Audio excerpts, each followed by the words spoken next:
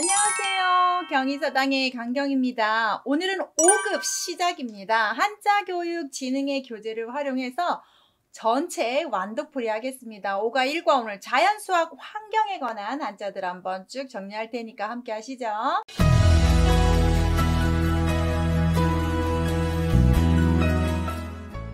첫 번째 한자 강할강 나오는데요. 한자를 잘 보시면 이 클 홍자 모양과 벌레충이 결합했다고 하는데 이 한자의 클 홍이 어디냐? 여기 입구가 있지 않느냐라고 볼 텐데 강할 강자를 위에 입구를 이렇게 클 홍자를 쓰고 강할강 벌레충을 쓰는 것이 원자입니다. 그래서 큰 벌레다. 크고 단단하네. 강한 벌레구나 라고 해서 강할강인데 이 위에 있는 한자를 이렇게 변형을 해서 입구로 했기 때문에 다 같습니다. 그래서 큰 벌레, 강한 벌레 이렇게 외우시면 되고요. 반대말로 약하다, 강도 이런 말로 하시면 도둑 강도가 아니고 어떤 세기 정도를 나타내는 거예요. 셀계자를 보시면 말씀원의 열십입니다. 열이라는 숫자는 완벽한 숫자입니다. 그리고 많다라는 뜻이 있습니다. 그 많은 숫자를 말씀원 말로 하나, 둘, 셋, 넷 이렇게 셈을 하는 게 해서 셀게 셈하다인데 이 셈하다, 계산을 하다 말고도 꾀라는 뜻이 있습니다. 내가 이걸 하면 어떤 수가 생길까라고 생각하는 거하고 또 연관이 돼서 꾀 할 때도 쓸 수도 있다는 거 알아두시고요. 단어 보시면 계산, 당연히 셈산 쓰고요. 계량하다, 뭔가를 양을 재는 것, 계산하다는 뜻을 많이 갖고 있습니다. 그림을 네이버에서 조금 참고했습니다. 잘 보시면 이 가운데 있는 부분이 바로 여기에 있는 이 자로 보이고 아랫부분에 이 부분 두 개가 바로 이 손을 뜻하는 한자예요. 그래서 뭔가를 들고 있는데 많이 들고 있다, 함께 들었다, 많은 것을 들었다는데 그 많은 숫자를 10개를 두 개 합친 20개입니다. 열십 하나, 열십 하나 하면 20이어서 20개를 함께 들었다 해서 함께라는 뜻이 있고요. 공동이라든지 공존이라든지 함께한다는 단어에 씁니다. 과목과 한자는요. 앞에 있는 한자가 벼화예요. 곡식을 상징하는 한자가 되겠습니다. 곡식에다가 뒤에 있는 한자는 곡식을 담는 그릇인데요. 곡식에도 품목의 등급이 있습니다. 1등급, 2등급, 3등급 그래서 품목을 나누듯이 과목을 나눴다 해서 과목과라고 쓰는 한자고요. 우리 교과목에 많이 쓰고 그 과목에서 제일 잘한 사람을 들어 쓰는 걸 우리가 과거 시험이라고 할 때도 이렇게 씁니다. 시험이라는 뜻도 갖고 있습니다.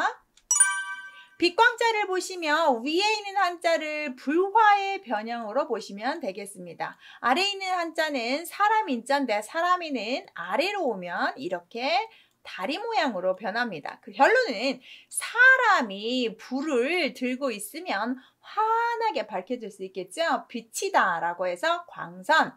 광음, 이 광음이라는 한자가 참 어려운 건데요. 시에도 많이 쓰는데 짧은 시간입니다. 빛이 비쳤다가 그늘이 비치는 태양이 움직이면서 시간이 변화되는 것처럼 빛이 있다가 그늘이 지는 시간이 빨리빨리 변한다는 말에서 빠른 시간이라는 뜻을 갖고 있다는 거 참고 한번 하시죠. 가까울 끈자를 보시면 도끼근이 발음을 했고요. 쉬엄쉬엄 갈착은 가다라는 뜻입니다. 그럼 도끼를 들고 뭔가를 가고 있는데요. 제가 이렇게 한번 생각을 해보겠습니다. 도끼를 들고 간다는 것은 나무를 하러 가는 겁니다. 멀리 가지 않고 가까운 곳으로 간다라고 이렇게 외우시면 조금 편하시고요. 여러 해석들이 있는데 옛날에 무게를 달 때 도끼, 쇳덩이로 무게추로 사용했다. 그래서 내가 원하는 만큼 저울질할 때 추를 가까인 데로 움직였다 이렇게 어렵게 설명을 하는데 제가 첫 번째 했던 것처럼 도끼를 들고 가까운 곳에 가서 나무 한다고 생각을 하시면 좀 어떨까 싶습니다. 근시 가까운 게 보이는 거고요. 원근 둘이 반대말이죠. 멀다 가깝다. 겨울에는 당연히 얼음이 있어야 됩니다. 얼음은 이렇게 한자로 쓰지요. 그래서 얼음이고요. 뒤저울치는 뒤쳐져 온다는 뜻입니다. 아이들 지도할 때요. 뒤저울치 하면 발음 잘 해보십시오. 어떤 말로 들립니까? 욕처럼 들리지 않아요. 너 뒤졌어 이런 말로 들리지 않습니까? 그래서 아이들하고 한참 웃었는데요. 뒤쳐져 오답니다. 뒤쳐져 오다 뒤늦게 되는 얼음이 오는 뒤늦은 계절을 겨울이라고 합니다. 봄, 여름, 가을, 겨울을 생각할 때 보통 우리가 봄을 앞에 놓고 뒤에를 겨울을 놓지만 1월부터 본다고 하면 겨울이 앞이긴 하죠. 그런데 봄, 여름, 가을, 겨울로 통상하니까 뒤쳐져 오는, 제일 늦게 오는, 얼음이 뒤늦게 오는 겨울이라고 외우십시다. 동면은 짐승들이 겨울에 자는 거고요. 추나투동이 방금 제가 말한 봄, 여름, 가을, 겨울을 한자로 표현한 거죠.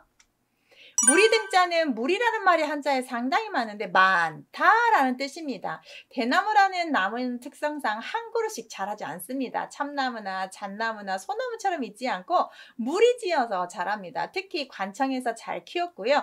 대나무에 쓰임이 많았다고 해요. 대나무 잎을 차로 끓여 먹기도 했고, 대나무로 죽간을 만들기도 했고, 대나무로 창살을 만들기도 했고, 여러 가지 썼기 때문에 관청에서 잘 키웠던 대나무라고 생각을 하시면 좋겠고요.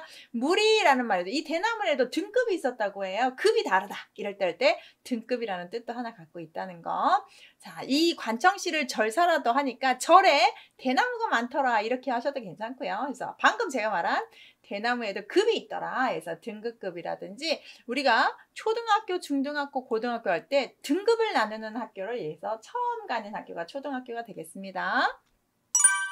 차례번자는 네이버에서 글씨 변형을 좀 봤습니다. 보통은 이 위에 있는 한자가 짐승 발자국이고 밭에 난 짐승 발자국인데, 짐승들이 곡식을, 고구마를, 감자를, 옥수수를 다 훼손시킵니다. 그래서 농부가 그 발이 누구 발자국이 멧돼지인지 손지 늑대인지 뭐 사기인지 이렇게 다 본다는 거예요. 그래서 차례대로 난 발자국을 살핀다는 뜻에서 쓰는데, 근문을 봤더니 정말 발자국 모양을 이렇게 그림으로 그린 건데 우리한테 이렇게 왔다고 해요. 그래서 모양을 살짝 보시고, 번호다, 번지다, 순서를 할 때 우리가 쓰는 한자라는 거. 다를 별자는 헤어질 영이라는 앞에 한자가 있는데 너무 어렵죠. 그냥 이렇게 하시면 어떨까 싶은데요. 이 뒤에 있는 한자는 칼도가 오른쪽에 오면 이렇게 변하는 겁니다. 칼로 보시면 돼요. 여러분이 고기를 먹는다고 하면 칼로 뼈와 고기를 뭐 해야 돼요? 분리를 해야죠. 그래서 칼을 들고 살과 뼈를 구분하고 있다 해서 다를 뼈는 구분할 뼈자입니다. 서로 구분하고 있다, 나눠서 헤쳐지고 있다, 나누다라는 뜻이 있기 때문에 구별짓다도 나누다고요. 별미도 특별한 맛이 있다, 다르다, 너랑 나랑 다르다, 구분지어 놓은 맛이네 라고 외우시면 좋을 것 같습니다. 자, 다를 뼈자는 칼로 살과 뼈를 구분짓다, 구분짓다가 다르다라고 변했다는 거. 이별할 때도 써요, 이 한자는. 줄선자를 보시면 실이라는 한자예요. 실이 줄줄줄인데요. 뭘로 다시 발음을 좀 했냐면 샘천자가 선이 됐다고 봐야 합니다. 옛날에는 우물을 파가지고 물을 했습니다. 지금은 수도꼭지를 열면 물이 콸콸콸 나오지만 물을 찾아 다닙니다. 물을 찾아 나가서 아래 지하수를 팠는데 드디어 발견을 했습니다. 그럼 물이 얼마나 많이 나오겠습니까? 줄줄줄줄 실처럼 끊임없이 나오면 완전히 신받다죠. 그래서 물이 줄줄, 샘물이 실이 끊이지 않는 것처럼 나오더라 해서 그런 줄선을 활용하는 겁니다. 샘물이 줄줄줄 나온다. 줄선, 직선, 선분 이럴 때 쓰고요. 사라질 소는요, 물수를 쓰고 뒤에 있는 한자가 초발음이 소로 된 걸로 통상 해석을 합니다. 뒷것이 발음을 했고 아래는 물인데요. 물이라는 게요, 증발을 하죠. 우리가 세수를 하고도 닦지 않으면 물은 저절로 없어집니다. 저절로 없어진다, 사라진다라는 말로 활용했으면 좋겠습니다. 점점점 물이 흐르다가 점점점 사라지더라 해서 사라질 소자입니다. 증발하다는 뜻으로 하시면 되겠어요. 소화는 그래서 불을 끄는 거고, 소비는 돈을 쓰는 거고, 없어질 때 쓰는 소자예요. 자, 시험시험 갈자 가다입니다. 어떻게 갔느냐? 묶어서 갔습니다. 하나씩 옮기는 것보다 묶어서 옮기는 게 훨씬 속도감이 있습니다. 그래서 속도, 속력 이럴 때 씁니다. 무엇이든지 묶어서 하면 좋은데요. 한자도 비슷한 자, 어떤 공통점이 있는 자, 이런 것들을 묶어서 봤을 때 상당히 빨리 하십니다. 언어라는 것들은 비슷하기 때문에 영어도 마찬가지도 중국어, 일본어도 그렇고 비슷한 종류의 것들을 모아서 공부하면 어떤 통찰력이 이렇게 보여요. 그래서 그런 것들을 좀 빨리 깨우치는 것이 공부 잘하는 비법이 아닌가 싶은데요. 법식자도 한번 보겠습니다. 주사리기라고 하는 것은 화살에 줄이 달려 있는 건데요. 보통 화살을 쏠 때 이렇게 줄을 매달아서 내가 그 화살 촉을 가지러 가기가 번거로우니까 줄을 또 잡아당겨서 또 빼고 다시 쏘고 이렇게 하는 것들을 주사리라고 해요. 장인공은 그걸 만들다라는 뜻인데 그 규격을 정확하게 만들어 놨다. 장인이 실을 매달아서 하는 그 화살을 정확하게 규격에 맞게 아주 잘 만들었다는 뜻이어서 법식이나 식장, 규격이라는 뜻으로, 형식이라는 뜻으로 알고 있으면 좋겠습니다. 쓰실 때 이렇게 창과처럼 쓰지 않도록 하셔야 되겠습니다. 없습니다. 양약자에서 오답률 나올 때 제일 많이 나오는 게 즐거울 낙자로 훈음을 써서 많이 쓰는데, 자, 즐거울 낙자는 풀초가 없고 풀초가 붙으면 약이 됩니다. 지금은 알약을 먹지만 옛 시절에는 그 식물을 우리가 먹죠. 말려서 먹고 끓여서 먹고 달여서 먹고 씹어서 먹고. 그래서 이 풀이라는 것을 먹는데 즐겁게 먹을 수 있는 거여야 돼요. 독약이 아닙니다. 즐거울 낙자에는 좋아할 요자도 있습니다. 그래서 이 풀을 먹으면 몸이 좋아져야 됩니다. 그게 약입니다. 그래서 약국이나 약초할 때 쓴다는 거. 약할 약자는요, 활이 이렇게 새끼 두 마리 두 날개 나란히 펼쳐진 것도 있지만 이 네이버에서 그림이 참 좋아서 갖고 왔는데요. 화살 줄이 느슨해졌어요. 이렇게 느슨해지면 팽팽해야 화살 촉을 넣어서 쭉 쏠 텐데 그게 안 되니까 느슨해지다 이 말을 약하다라고 보셔도 좋을 것 같아서 그림을 하나 했고요. 또는 진짜 새, 이렇게 새가 있는데 날개가 너무 축축 처져 있는 그런 새들을 그렸다고 하니까 아무튼 활발하지 않고 우리가 배웠던 강할 깡자의 반대말이 바로 약자입니다. 약해 보이는 사람들 보시면 축 늘어져 있죠. 뭐가요? 어깨가. 그 사람들은 정면 안 봅니다. 땅 보고 걷습니다. 어깨 축 처지고 터덜 땅을 보고 가죠.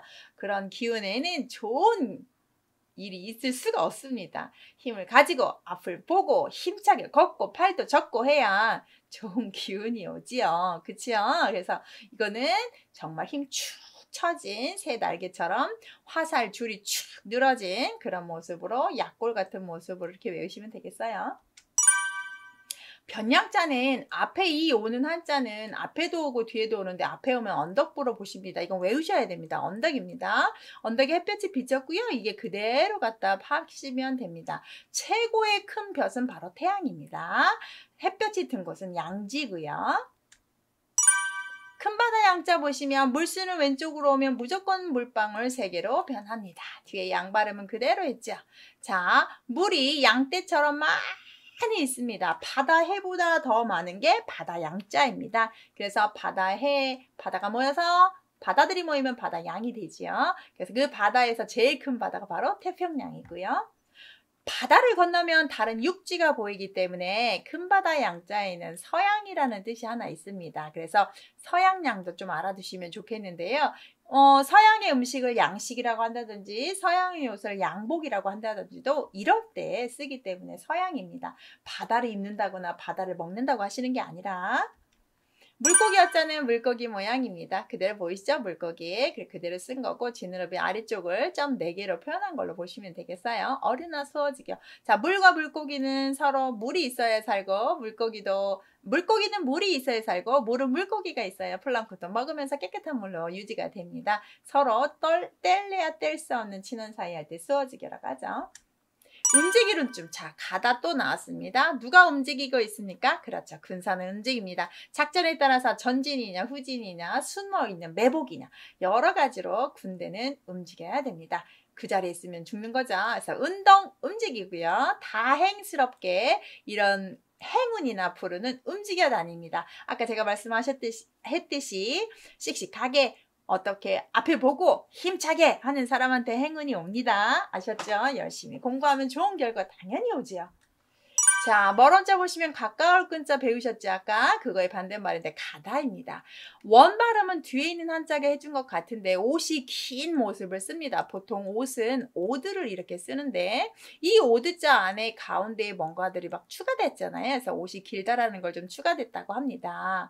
아주 예쁘게 화려하게 꾸민 옷이 길게 늘어지듯이 거리가 길고 멀고 갈 길이 끝없고 이럴 때 쓰는 한자입니다. 길이 너무 길다. 이 말은 갈 길이 멀다. 이런 식으로. 원시는 먼 것이 보입니다. 그럼 무엇은 안 보이겠습니까? 가까운 건 안 보이죠. 노안이 왔을 때 이렇게 많이 되죠. 자, 말미암을 이유자에 물수가 붙었습니다. 그럼 뭐라고 있습니까? 기름류입니다. 말미암을 이유도 우리가 항상 하는데 이유라고 하시면 되겠습니다. 그것 때문에 라고 해석하시면 되고요. 보통 이 말미암을 유자는 열매 모양에서 왔다고 유래를 많이 합니다. 열매를 따다가 쭉 짜면 즙이 나옵니다. 열매 안에 있는 이 씨앗을 갖다가 짜면 쭉 짜 뭐가 나오니까 그렇죠. 기름이 나오죠. 그래서 먹을 수 있는 기름은 식용유고요. 돌 밑에서 모든 것들이 죽어서 시체들이 오래돼서 만들어진 게 바로 석유죠. 그래서 이렇게 쓰는 유자입니다. 은은자는 금덩이 종류, 즉 광속물 하는 부스 쇠금이 붙고 금보다는 단계가 한 단계 내려간다. 금이 되기 직전에 그친 것 은이다 이렇게 외우셔도 괜찮고 금메달 따려다가 약간 멈춘 것 은메달 이렇게 하셔도 되고 맨 처음에 지금 현대처럼 금이 엄청 비싸진 않았어요. 옛날에는 은본제라고 해서 은으로 거래를 했지만 나중에 이제 금본제가 되긴 했는데요. 무한정 있지 않습니다. 그칠까 금속 중에서 더 이상 나오지 않은 은 이렇게 또는 금메달 되기 전에 멈춘 은 이렇게 하셔도 괜찮겠고요. 은행, 은하수 할 때 쓴다네요. 가을추, 전 개인적으로 가을추 한자를 상당히 좋아합니다. 예뻐요. 글씨가 상당히 예쁜데 벼화의 불화입니다. 여러분 벼화 곡식이에요. 곡식은 추수를 한다는 뜻입니다. 추수를 하게 되면 겨울 내내 그 다음 해에 추수할 때까지 먹어야 하기 때문에 우리가 곡식을 아껴야 됩니다. 아끼려면 수분을 증발시켜야 돼요. 그래서 불에 건조를 시켜야 말려두어야 가을에 다 걷어서 겨울에도 먹습니다. 감도 말려서 꽃감 만들어 놓고 무 말려서 무말랭이 해놓고 고구마 말려서 고구마 말랭이 해놓고 호박 말려서 호박 말랭이 해놓고 아시죠? 이렇게 가을은 바쁩니다. 걷어들이자마자 다 말려야 됩니다. 자, 추석이라고 하면 가을 저녁밤이고요. 추수가 바로 방금 제가 말한 것들이죠. 봄춘을 보시면 초목이 돋아나는 날인데요. 이 위에 있는 한자가 원래 이렇게 간단하지 않고 복잡해요. 풀이 이렇게 나 있는데 거기에 풀싹이 또 난다고 해서 둔자 모양을 하고 이렇게 나리를 쓴 게 봄춘자의 원자입니다. 이 부분 자체가 지금 이쪽으로 이렇게 표현이 된 것 같아요. 많이 변해서 잘 보이진 않지만 일단 초목이 나고 있는 모습을 썼고 햇볕이 비쳤다고 해서 햇볕이 쫙 비쳐서 초목이 나는 봄을 상징하는데요. 너무 복잡하기 때문에 여러분 봄 하면 몇 월달 생각납니까? 저는 3월달 생각나요. 그래서 석삼자를 좀 기억하면 어떨까 싶은데요. 3월, 봄이지. 큰 햇볕 들지. 이렇게 해서 이춘대길도 생각하고, 이춘도 생각하고, 춘분도 생각하고, 봄의 낮과 밤 길이가 같은 걸 춘분이라고 합니다. 자, 끝나갑니다. 바람풍자를 보시면 무릎범에다 가운데에다가 이렇게 벌레를 썼는데요. 바람이 움직이는 모습이지 무릎범하고는 별로 관계가 없는 것 같습니다. 바람이 이렇게 우리 애들 구름 같은 모양으로 슝 이렇게 불어가는 모습을 쓴 것 같아요. 그래서 벌레 위에도 지나가고 나무 위에도 지나가고 내 머리 위에도 지나가는 그런 바람으로 보시고 바람이 수레바퀴 같은 것을 돌리면 풍차고요. 바람의 방향은 풍향이라고 하겠죠. 여름 한자 보겠습니다. 여름은 덥습니다. 그래서 머리혈 천천히 걸을 새는 발로 상징을 해도 괜찮습니다. 머리도 내놓고 발도 내놓고 옷도 좀 가볍게 입는 여름이다 이렇게 하셔도 되고 너무 더워서 발 걸을 새 천천히 걸어야 되는 여름이다 이렇게 하셔도 되고 그래서 머리도 내놓고 발도 내는 여름입니다. 하지는 여름에 낮이 제일 긴 때가 하지죠. 하복은 여름에 입는 옷이고요. 피열자는 제사 때 희생물을 피로 받습니다. 그래서 이렇게 그릇 모양을 아래다 이렇게 그려요. 여기처럼 생겼죠? 거기다가 피를 이렇게 받는다는 모습으로 그림을 외우시면 좋겠습니다. 혈육이다. 그럼 피와 살인데 나와 부모가 같은 사람들을 보통 혈육이라고 하죠. 가족을 혈육이라고 합니다. 혈액형은 우리가 다 아시죠? P가 O형이니 A형이니 B형이니 AB형이니 하는 거. 자, 모양형자는 우물정자가 변형됐다고 보는 설이 많아서 그렇게 할게요. 옛날엔 거울이 없었어요. 우물에 비친 내 모습으로 내 모양을 봤대요. 머리카락을 상징합니다. 우물에 비친 내 모양이다 라고 해서 이렇게 하십니다. 모양을 보고 깜짝 놀라기도 하겠죠. 너무 예뻐서 너무 미워서 아니 이게 누구야 할게 됐고요. 옛날엔 거울이 없었으니까 충분히 그럴 수 있었을 것 같아요. 그래서 전래동화에도 남편이 서울에 이렇게 한양에 과거시험 보러 갔는데 선물 사왔는데 이제 달 모양 같은 거 사주세요 라고 했는데 비싸오라고 해서 갈 때는 초승달인데 남편이 한양 도착할 때 보름달이 돼가지고 거울을 사와가지고 이제 그 거울 갖고 일어나는 이야기들 많잖아요. 그래서 형성, 형태 이런 모양을 우물 모양 이렇게 우물가에 비친 물에 비친 모습을 봤다고 하네요. 마지막입니다. 꽃화자는요 풀초가 정말 초목이 조그만한 싹이었는데 물을 막 주고 그랬더니 나중에 뭐가 됐어요? 예쁜 이렇게 꽃이 이렇게 폈다라고 보시면 되겠습니다. 꽃을 하나 더 볼까요? 이렇게 풀이 되었네, 꽃이 되었네 이렇게 외우시고 화초, 무궁화 할 때 쓰는 한자가 되겠습니다. 이렇게 마무리하겠습니다. 감사합니다.